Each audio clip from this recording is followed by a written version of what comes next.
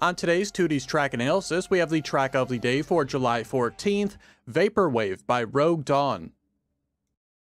Vaporwave is a mixed surface speed tech track made from the surfaces road, sausage, grass, dirt, and plastic, and at the beginning of the track you will find a lone turbo boost. Also at the start of the track you will find the GPS, which drives a time of 47.154, and that is a little bit over half a second ahead of the author medal. Throughout Vaporwave, you will find multiple hard speed checks, so if you do not have enough speed, you will not be able to continue driving past them, though none of these were particularly difficult and you can cross them with lower speeds. And to finish off Vaporwave, there is just a single finish line. As far as difficulty goes, I did not find the track to be all that challenging as the track was fairly wide, allowing for a variety of different lines. This results in a rating of 3.5 out of 10. I found the medal times to be on the easier side of average as well, with my personal best of a 47.272, coming in just over 4/10 ahead of the author medal time of 47.7. The gold medal time was 51 seconds, the silver 58 seconds, and the bronze 1 minute and 12 seconds. I found Vaporwave to be a decent track, though nothing really stood out to me, and I would rate it A+. For today's analysis and comparison, we are using the current world record goes driven by Lingo. They had a time of 46.531, and this is 0.741 ahead of my personal best. Nothing to really mess up at the start of the track, and that even goes for this first jump here. Whether you jump low like the world record or high like me, you kind of end up in the same position because jumping high gets you the downslope here and a little extra speed entering this first drift, and we see that we pretty much end up in the exact same spot with me having a little extra speed. Maybe the small difference it does make is your entrance to this drift here, as we see the world record being able to take a much straighter line and a much wider line here to set up for this drift.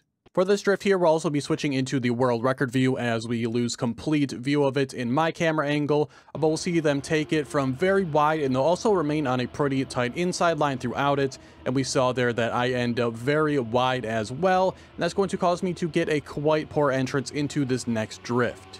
And while on the grass, you also want to try to your best to get some small speed slides in. And switching back to my camera view here, we can see I am much further over to the left on the exit there, so I'm going to have to go back over to the right a little bit in order to get a decent drift through this upcoming corner. Now as we go through this drift here, you need to make sure you are at least on the middle part of the checkpoint, or ideally low, because we can see here I am going to barely make this turn. If I was leaving any bit higher there, I probably would not have been able to clear this gap.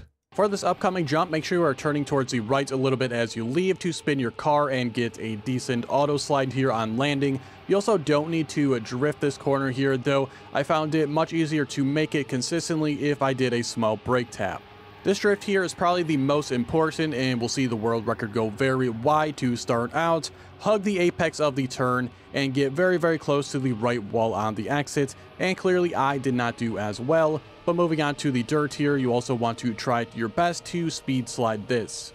Jumping onto the sausage, just try to jump on the left side of it, and exiting, you just need a little bit of jump to clear this. I always found this upcoming drift extremely awkward. The entrance angle is very weird, and the curvature of the turn is also another added factor to that, but ideally here you want to enter wide, and again, just hugging the apex of the turn.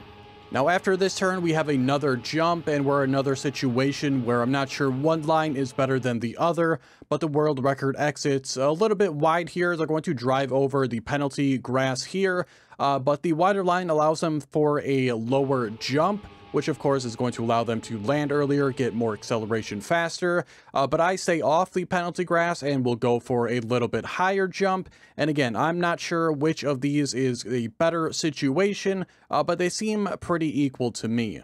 After this though, we have yet another drift, another one I found pretty awkward, but again, wanting to start out wide here, and then taking it pretty tight inside on the exit, because if you exit wide here, you are very likely to crash on this left-hand wall. Then for this upcoming jump here, we'll see the world record swing out a little bit wider here towards the right, and then come back towards the left a little bit more aggressively. This will just give them a slightly better entrance to this grass landing and upcoming turn. I wish I was just a little bit wider here and did the same thing, but still this is not going to result in a terrible entrance.